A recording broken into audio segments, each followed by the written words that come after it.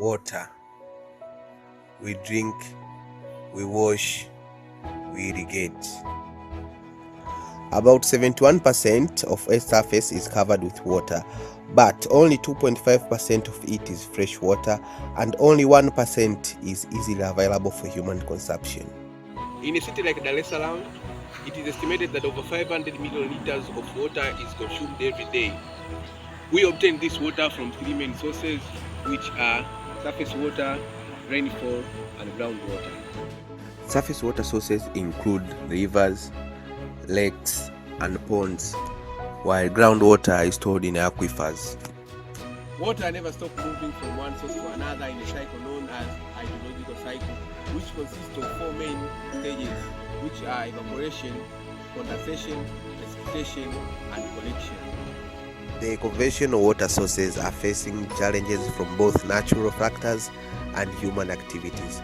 Some of these challenges are water pollution. This is the contamination of water bodies, which negatively affects the beneficial use and interfere with the natural functioning of the ecosystems. Water bodies can be polluted by a variety of substances, including pathogens, organic waste, toxic chemicals, sediment, heat, and radioactive substances.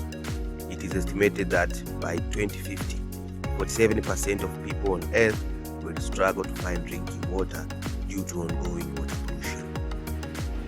Inadequate groundwater recharge. Groundwater is naturally replenished at a very slow rate. It can take thousands of years for water to fully infiltrate, and hence in many areas, the volume of water withdrawn from the ground far exceeds the recharge rates, threatening the water sources that have been used for hundreds of years. Salt water intrusion. This is the movement of saline water into freshwater aquifers, which lead to groundwater quality degradation.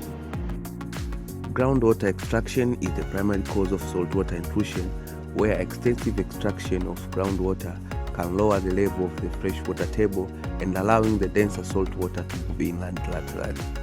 Also, groundwater extraction can lead to well contamination by causing upwelling of salt water from the depth as a result of drilling through freshwater aquifer to a layer of salt water. Eutrophication. This is a process by which our water bodies becomes excessively enriched with nutrients, leading to plentiful growth of simple plant life such as algae and planktons. These may result from agricultural activities where the nutrients are washed into water bodies through surface runoff. The process often results in the deterioration of water quality and depletion of dissolved oxygen in water bodies. Overexploitation.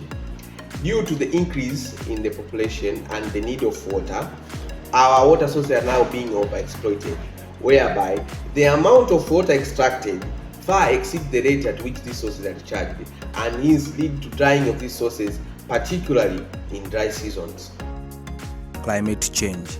Climate change is exacerbating both water scarcity and water abundance, leading to drought in some areas while other places experience floods.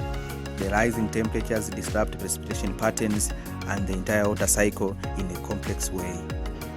Wastage of water. Despite of the diminishing quantity of fresh water on Earth, water is being wasted.